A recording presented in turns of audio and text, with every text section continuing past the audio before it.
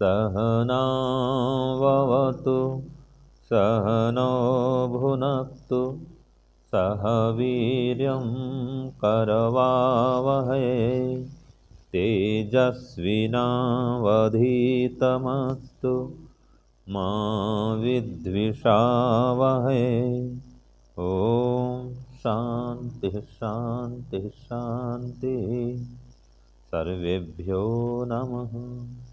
हे ईश्वर, हम यह पठन पाठन आपको प्राप्त करने और कराने के लिए साधन के रूप में करने जा रहे हैं। इस कर्म को और इसके कर्म फल को भी आपको अर्पित करते हैं। ओम शांति शांति शांति।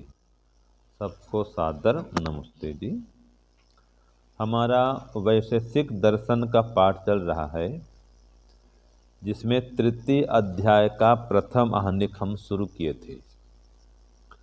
और इसमें हमने ये पढ़ा था कि जो इंद्रियां हैं और उनके विषय हैं ये प्रसिद्ध हैं।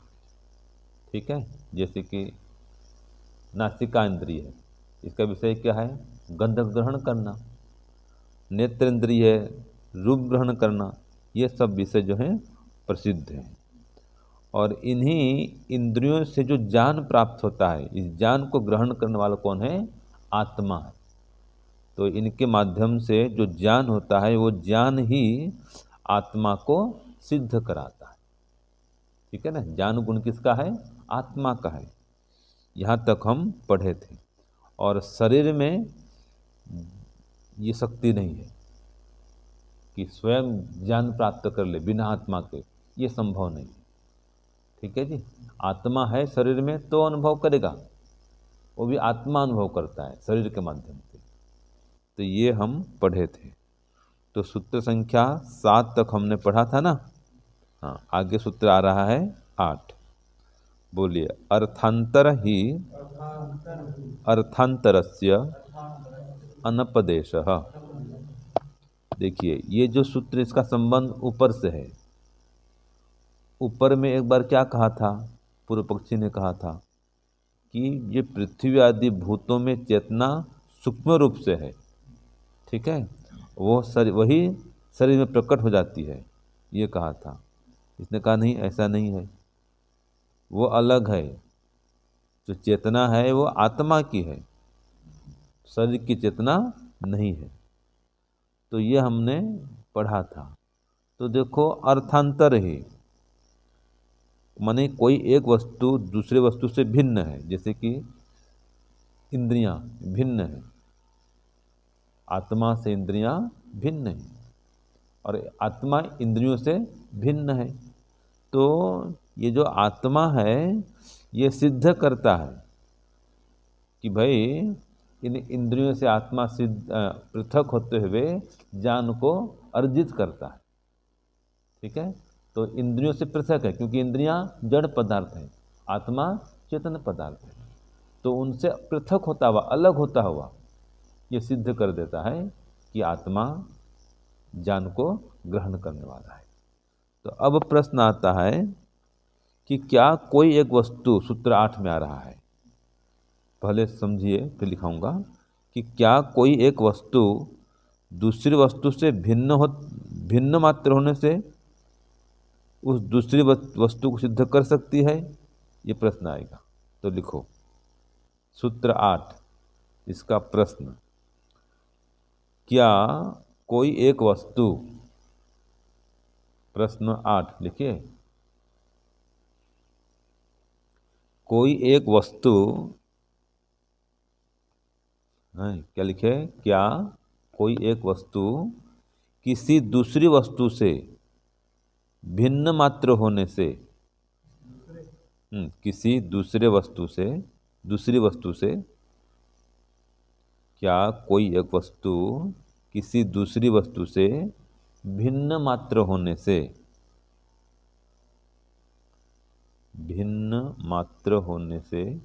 उस दूसरी वस्तु को सिद्ध कर सकती है?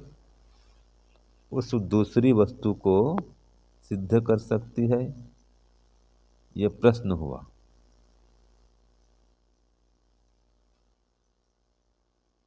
ठीक है, जैसे कि हमने पढ़ा था ना, आत्मा, यह आत्मा शरीर से भिन्न है और भिन्न होते हुए ज्ञान को प्राप्त करता है, तो ये ज्ञान जो है आत्मा को सिद्ध कराता है। तो आत्मा शरीर से भिन्न है।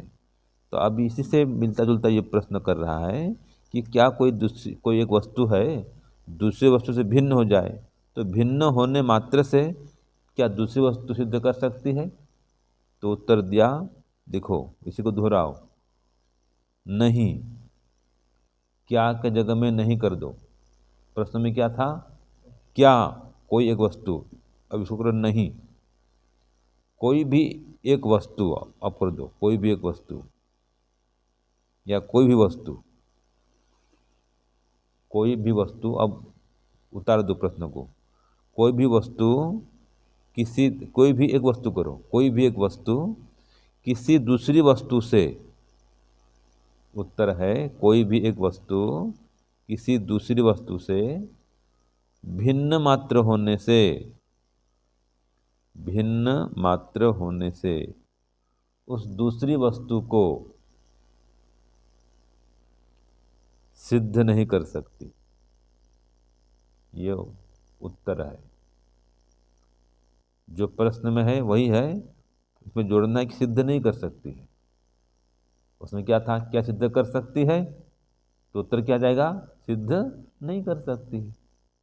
जैसे कि धुआं, लिखो उदाहरण, जैसे कि धुआं गधे से भिन्न मात्र होने से, गधे से भिन्न मात्र होने से गधे को सिद्ध नहीं करती।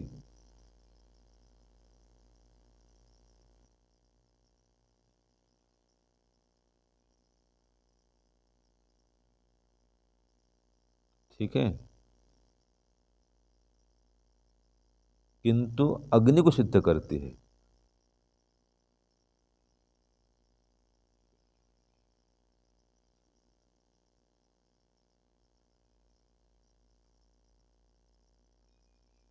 ऐसे ही इसी प्रकार कर दो, इंद्रियों का ज्ञान, इंद्रियों का ज्ञान आत्मा को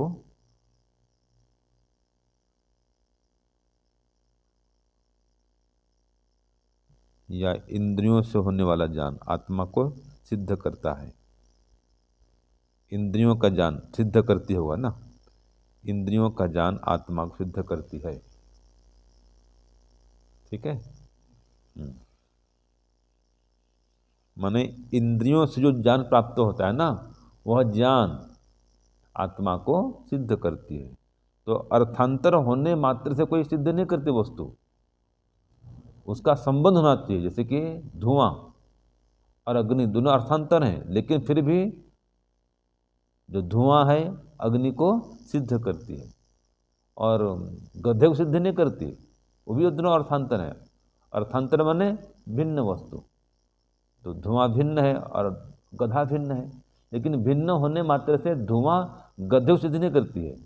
जैसे एक मैदान में एक गधा चल रहा था, ठीक है, और वहीं पर किसी ने आग लगा दिया, तो धुआं भी है और गधा भी है।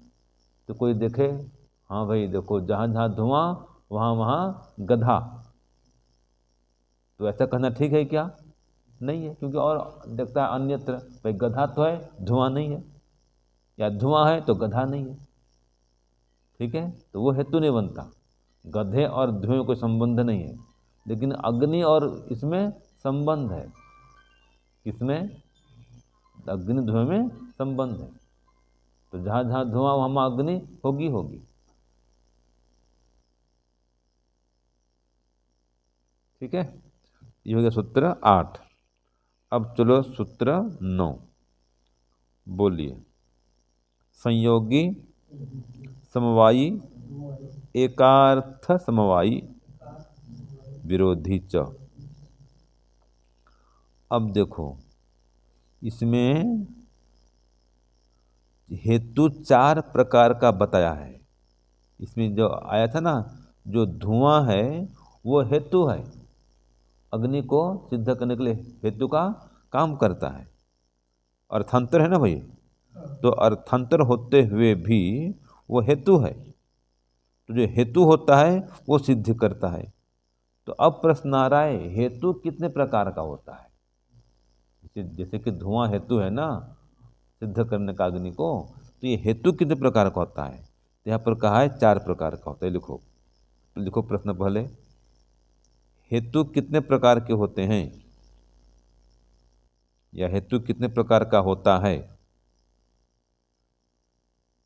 ठीक है, तो उत्तर लिखो हेतु 4 प्रकार का होता है। ये उत्तर आ गया, हेतु 4 प्रकार का होता है। यह या हेतु के 4 प्रकार होते हैं, यह बढ़िया है। हेतु के 4 प्रकार होते हैं। लिखो, पहला संयोगी, 1 नंबर है संयोगी। 2 नंबर है समवायी, पहला संयोगी, दूसरा समवायी। तीसरा एकार्थ समवायी, तीसरा एकार्थ समवायी। और चौथा है विरोधी। चौथा क्या है? विरोधी। ये 4 प्रकार के हेतु होते हैं। ठीक है जी। हाँ, अब ये 4 प्रकार के हेतु को आगे बताएगा। यहाँ पर ही बता दिया वैसे कि जैसे कि शरीर है, ये त्वचा के आवरण से युक्त है। त्वचा बिना शरीर का ऐसे गठन या इसको सबको समेट के रखना, ढक के रखना संभव नहीं है। तो ये क्या है? उसका समवायी कारण है ना। तो ये एक एक को बताता है। ऐसे ही रथ, सारथी रथ में बैठा है, ये क्या? उसका संयोगी कारण है, संयोग हुआ है। जब तक बैठा तो बैठा है, ये संयोग कारण हो गया, संयोगी कारण हो गया, इसको बोलते हैं, है ना। फिर ऐसे ही एकार्थ समवायी, इसका भी इसमें बता रहे एकार्थ समवायी कि एक कार्य दूसरे कार्य को सिद्ध करने वाला जब होता है उसको एकार्थ समवायी कहते हैं। एक कार्य से दूसरे कार्य की सिद्धि होती है तो वो है एकार्थ समवायी। जैसे कि पुरोहित मंत्र पाठ कर रहा है, सुबह सुबह की ध्वनि हो रही है, तो मंत्र पाठ पूर्वक सुबह करने से क्या अनुमान होता है कि कहीं पर यज्ञ हो रहा है। ठीक है, आपने मंत्र पाठ सुना, सुबह सुबह की ध्वनि सुनी, तो इससे क्या सिद्ध किया आपने? हाँ, वहीं पर हवन हो रहा है। तो यह है कि एक कार्य दूसरे कार्य को सिद्ध करने वाला होता है। तो इसमें कई सारे उदाहरण से दिए गए। अब आगे एक एक को समझाएगा। ठीक है, तो सूत्र 10 देखो, कार्यम कार्यांतरस्य, ये एकार्थ समवायी का उदाहरण में दिया जाएगा। तो प्रश्न लिखो, एकार्थ समवायी हेतु क्या होता है? प्रश्न है, एकार्थ समवायी हेतु क्या होता है?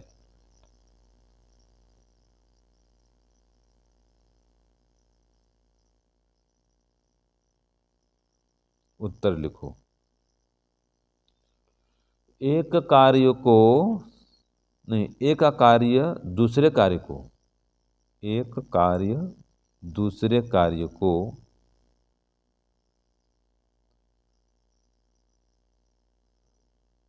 सिद्ध करने वाला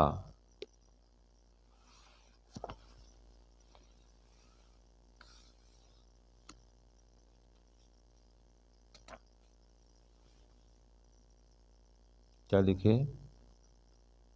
एक कार्य दूसरे कार्य को सिद्ध करने वाला। एक कार्य दूसरे कार्य को सिद्ध करने वाला एकार्थ समवायी होता है, या एकार्थ समवायी हेतु होता है। एकार्थ समवायी हेतु होता है। ऐसा करो,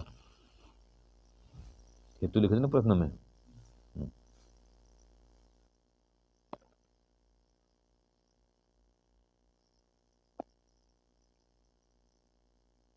ठीक है, अब ये तो हो गया एकार्थ समवायी, एक कार्य को सिद्ध करने वाला।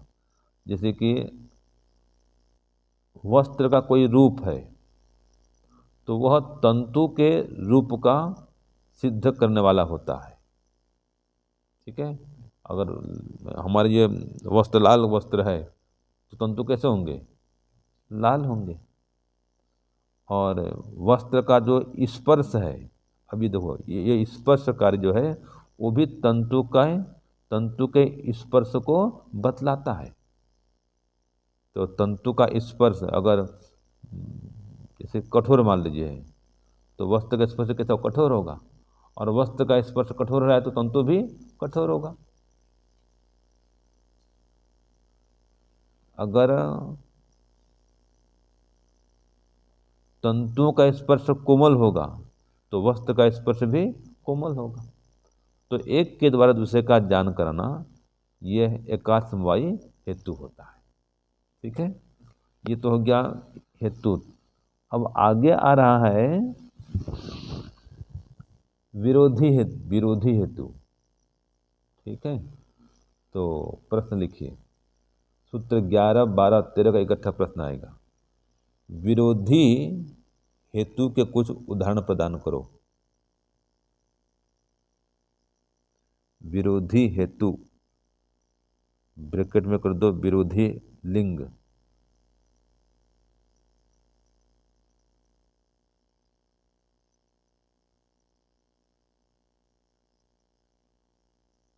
ठीक है, क्या लिखे? तो विरोधी हेतु का कोई के विरोधी हेतु के करो, विरोधी हेतु या विरोधी लिंग के कुछ उदाहरण प्रस्तुत करो, कुछ उदाहरण दो। ये है विरोधी लिंग या विरोधी हेतु के कुछ उदाहरण दो।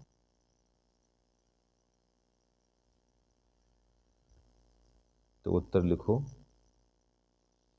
विरोधी हेतु या विरोधी लिंग के उदाहरण सूत्र 11, 12, 13 में दिए गए हैं। सूत्र 11, 12, 13 में दिए गए हैं। जैसे कि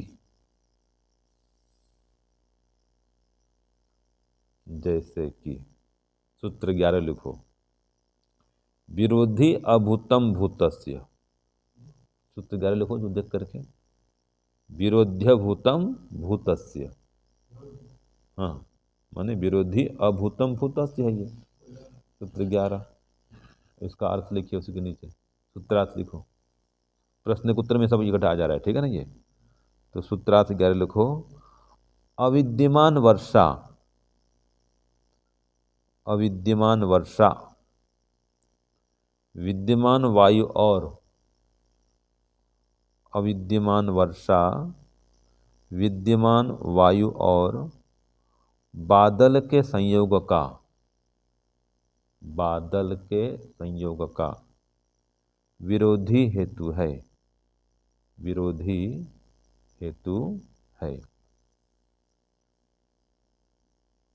क्या लिखे? अविद्यमान वर्षा, बारिश नहीं हो रही है, तो अगर बारिश नहीं हो रही है तो ऊपर में क्या है? विद्यमान वायु और बादल का संयोग। ठीक है, तो विद्यमान वायु और बादल के संयोग का विरोधी हेतु है, तो इसलिए बारिश नहीं हो रही है। तो यहाँ पर वायु बादल के संयोग का विरोधी हेतु ये है, विद्यमान वायु और बादल के संयोग का विरोधी हेतु। इसको भाष्य में और बताएगा। जैसे कि विरोधी अभूतम भूतस्य है ना, तो सत्यपि मेघ है, मेघ है फिर भी अविद्यमान वृष्टि, वृष्टि नहीं हो रही है। इसका मतलब क्या है? विद्यमान वायु और अभ्र का संयोग इसमें वृष्टि का प्रतिबंधक कारण बना हुआ है। तो ये हो गया उदाहरण पहला, एक उदाहरण दिया गया है ना, विरोधी लिंग का उदाहरण एक हुआ, ये हो गया। अविद्यमान वर्षा विद्यमान वायु और बादल के संयोग का विरोधी हेतु है। बस अब सूत्र 12 लिखो, भूतम अभूतस्य। लिखो विद्यमान वर्षा, पहले में अविद्यमान था, अभी क्या आ गया, विद्यमान। तो विद्यमान वर्षा अविद्यमान वायु और बादल के, विद्यमान वर्षा अविद्यमान वायु और बादल के संयोग का विरोधी हेतु है। हाँ, विद्यमान वर्षा अविद्यमान वायु और बादल के संयोग का विरोधी हेतु है। माने बारिश हो रही है, बारिश हो रही है तो मतलब वो वायु और अभ्र का संयोग नहीं है। पहले में क्या था, अविद्यमान था, बारिश नहीं हो रही तो संयोग हो गया, वायु बादल संयोग हो गया, वो कोड़ा के ले गया उसको, तो बारिश नहीं हुई। अब वो कह रहा है नहीं नहीं अभी तक संयोग नहीं हुआ है, तो बारिश हो रही है। ठीक है, अब अंतिम लिखो सूत्र 13, भूतो भूतस्य। ये 3 उदाहरण दे रहा है इसका, है ना। उत्तर लिखिए सूत्र 13, विद्यमान फुफकारता हुआ सांप, विद्यमान फुफकारता हुआ सांप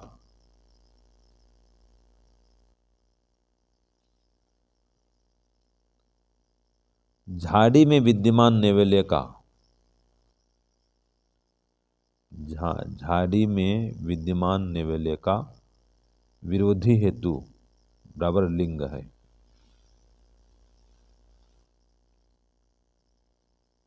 ठीक है जी, तो क्या लिखे, विद्यमान फुफकारता हुआ सांप झाड़ी में विद्यमान नेवले का विरोधी हेतु या लिंग है। यहाँ पर हेतु में क्या है, लिंग, लक्षण। ठीक है ना जी। तो अगर कहीं फुफकार रहा है सांप झाड़ी में, तो समझो वहाँ पर नेवला भी है, दोनों में झगड़ा होता है ना जी, तो नेवला को देखकर फुफकार रहा है वो, तो ये फुफकारता हुआ सांप जो है झाड़ी में विद्यमान नेवले का लिंग है, उदाहरण है ना। ये हो गया सूत्र 13। सूत्र 12 में क्या था, विद्यमान वर्षा अविद्यमान वायु और बादल के संयोग का लक्षण है। अगर बारिश हो रही, विद्यमान वर्षा है ना, तो पर में वायु और बादल का संयोग नहीं हुआ है, ये इसका कारण है। बारिश हो रही है तो वायु और बादल का संयोग अविद्यमान नहीं हो रही है,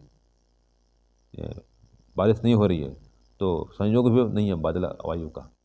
और अगर बारिश नहीं हो रही है, समझो वो वायु और बादल संयोग हो गया है, विद्यमान है वो। ये 3 प्रकार का विरोधी हेतु या विरोधी लिंग कहा जाता है, पाया जाता है। ठीक है, तो यह आज हमने पढ़ा 3 प्रकार के विरोधी हेतु और 4 प्रकार का हेतु, है ना। ये मुख्य विषय आज का रहा। और दूसरा पहले क्या पढ़े थे कि कोई वस्तु अर्थांतर मात्र होने से दूसरे वस्तु सिद्ध नहीं करती, जैसे कि धुआं अर्थांतर होने से गधे को सिद्ध नहीं करती। ठीक है, हाँ, यह आज का पाठ भी पूरा हुआ। ओम शांति शांति शांति, सर्वेभ्यो नमः। सबको सादर नमस्ते।